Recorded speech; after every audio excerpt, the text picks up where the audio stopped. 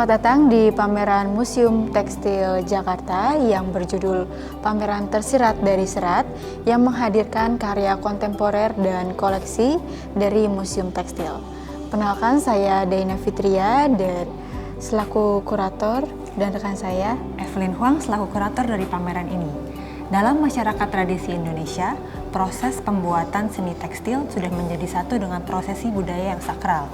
Masyarakat Indonesia menggunakan tekstil atau serat untuk menceritakan tentang identitas, melestarikan tradisi, dan juga menjalin hubungan dengan leluhur dengan alam sekitar. Oleh perupa dan seniman kontemporer, medium tekstil digunakan untuk menceritakan berbagai isu seperti gender, lingkungan, dan identitas budaya. Mereka menggunakan teknik-teknik yang sudah lama, mengeksplorasi material yang baru, dan juga mengkombinasikan teknologi ke dalam karyanya. Di sini, tradisi berdialog dengan modernitas.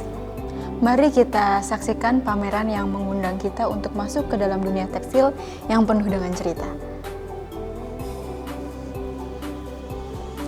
Di samping saya ada karya seni kontemporer dari seniman bernama Anung Asasongko. Di sini kita lihat adalah karya instalasi soft sculpture atau patung lunak, plexiglass, dan benang. Karya ini menceritakan tentang dampak media sosial terhadap perilaku asosial. Di sini kita lihat ada figur manusia. Di sini adalah sosok dari seniman sendiri atau sosok dari Anung yang merepresentasikan dirinya karena yang terjebak dari media sosial. Karya ini menggambarkan tentang konsep hiperrealitas yang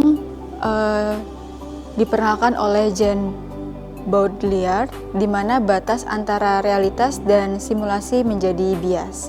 Karya ini dibuat pada saat Anung merasa keterasingan akibat interaksi di media sosial yang seringkali lebih mendominasi daripada interaksi di dunia nyata.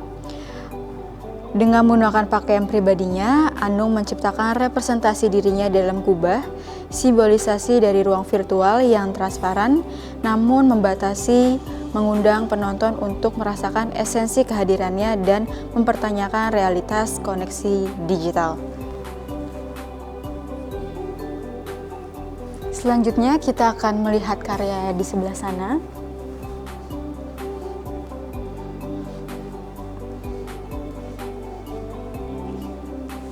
Karya ini merupakan karya dari seniman kontemporer bernama Mita Melita dengan judulnya Unisex yang dibuat pada tahun 2022. Ini adalah karya instalasi yang dibuat dengan teknik bordir mesin dan dihadirkan lampu di atasnya dengan dimensi yang bervariasi. Jika kita perhatikan lebih dekat, karya ini memvisualisasikan baju anak-anak yang biasa kita lihat di industri pasar dengan beragam motif yang ada. Namun sayangnya dengan stereotip gender atau culture yang ada membatasi anak-anak untuk memilih motif atau warna baju yang ia sukai. Di sini alasan kenapa berwarna putih, karena putih melambangkan sebuah kesucian dan warna ini bukan sebagai stereotip gender tapi sebagai kebebasan ekspresi yang ada. Karya ini mengajak penonton untuk merenungkan kemurnian kepada jiwa anak-anak dan bagaimana pilihan pakaian dapat mencerminkan identitas serta gender sejak usia dini. Ya, selanjutnya mari kita lihat dari karya koleksi Museum Tekstil.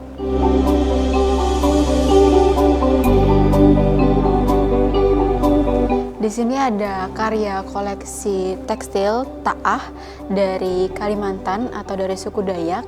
Di sini merupakan kain adat tradisional yang biasa digunakan untuk upacara adat maupun kebudayaan.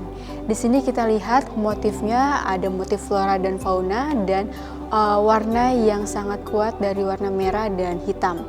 Simbol dari flora dan fauna ini merupakan kedekatan masyarakat Dayak dengan alam. Karya ini dibuat menggunakan teknik sulam manual dengan medium kain katun. Di sini kita lihat juga ada burung enggang yang melambangkan kebijaksanaan dan keagungan dan kedekatan dengan alam. Motif ini mencerminkan nilai-nilai penting dalam kehidupan suku Dayak. Selanjutnya, mari kita lihat karya tekstil kontemporer yang bernama Salimah Hakim.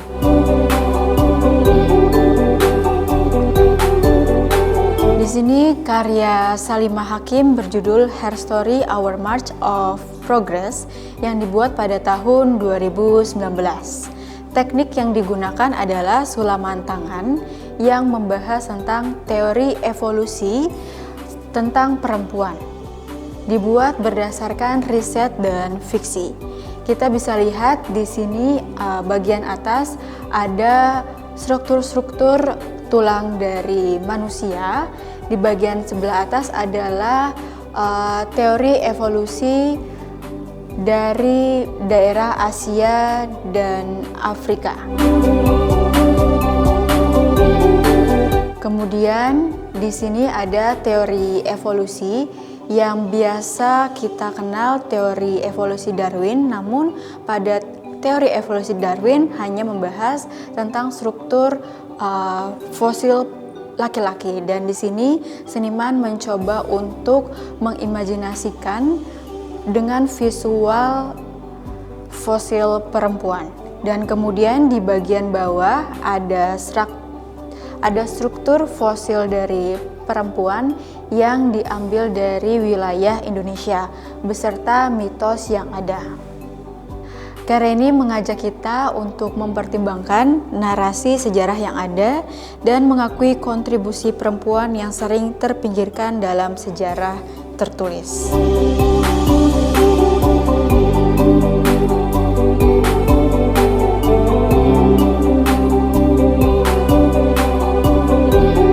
Pada area pameran yang ini terpajang karya-karya dari Profesor Biranul Anas Zaman.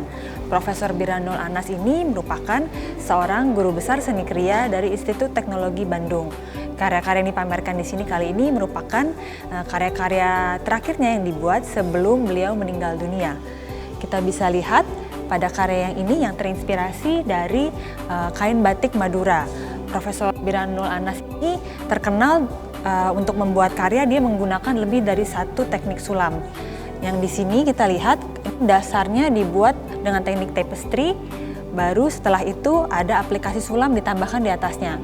Sehingga kalau kita lihat karya ini dari jauh, kelihatannya ini seperti seperti batik saja, tapi ketika kita dekati baru kita dapat melihat detail-detail sulaman dari beliau.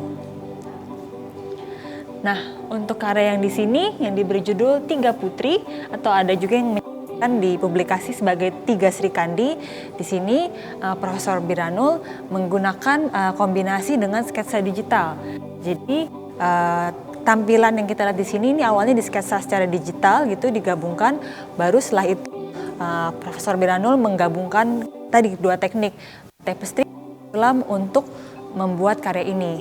Beliau memilih 3 orang wanita yang dianggapnya memberikan inspirasi kepada dunia dan merupakan perempuan-perempuan yang kuat.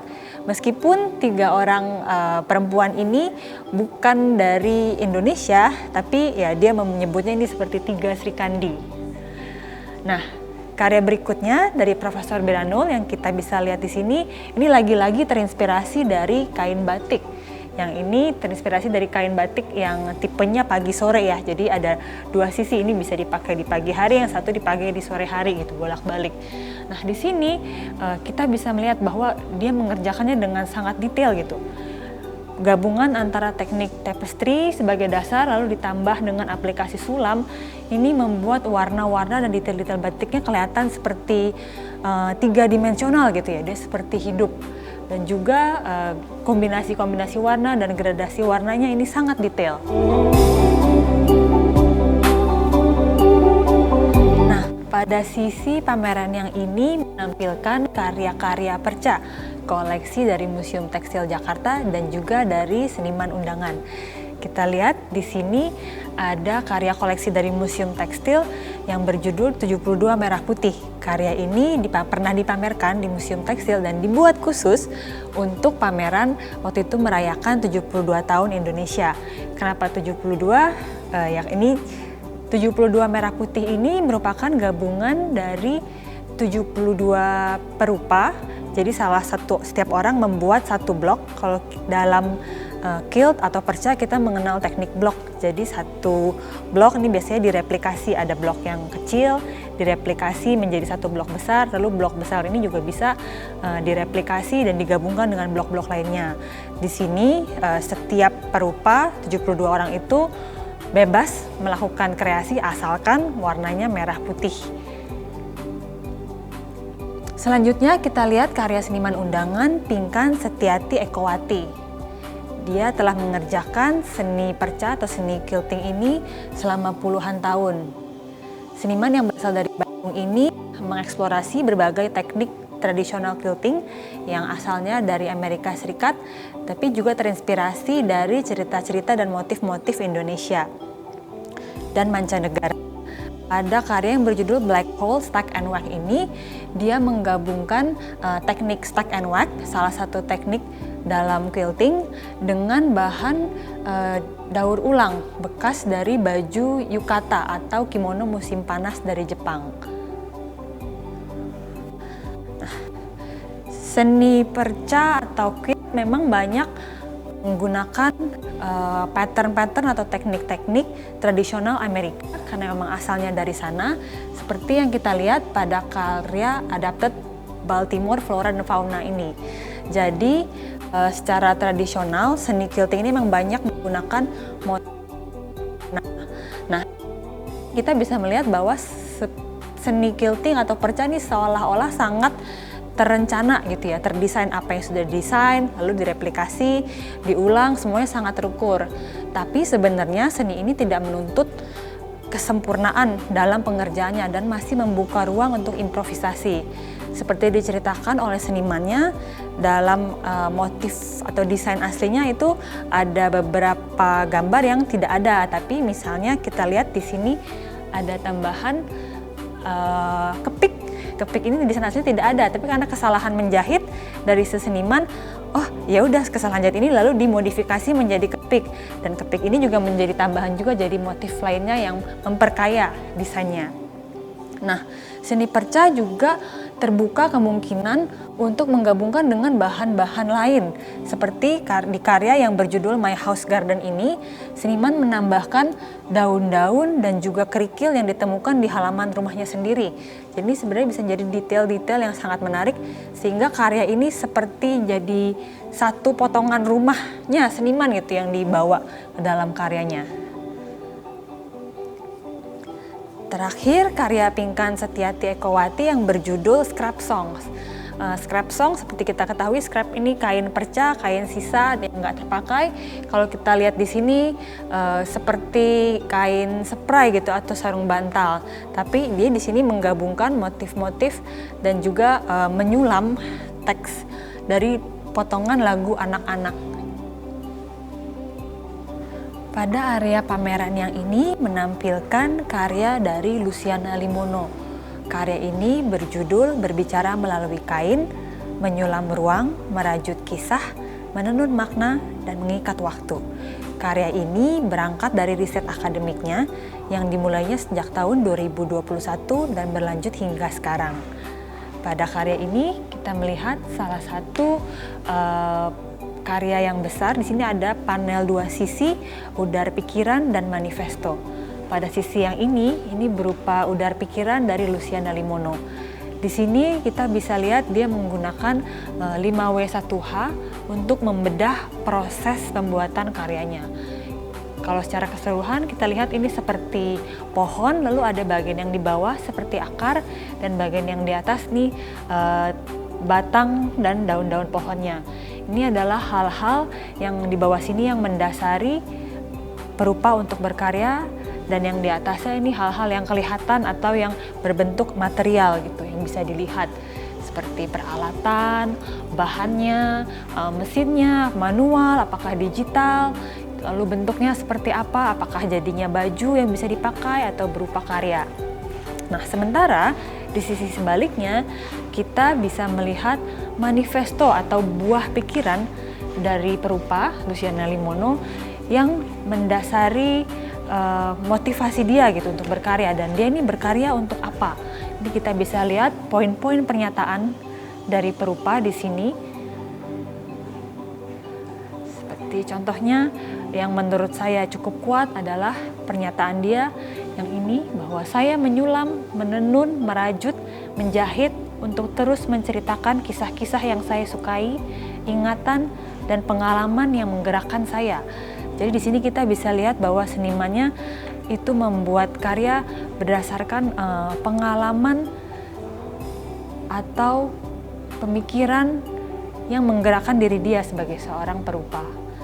Lalu kita juga bisa lihat selanjutnya ada juga beberapa kali muncul kata jati diri, perempuan, dan ekologi, yang ini merupakan jiwa dari karyanya Luciana Limono.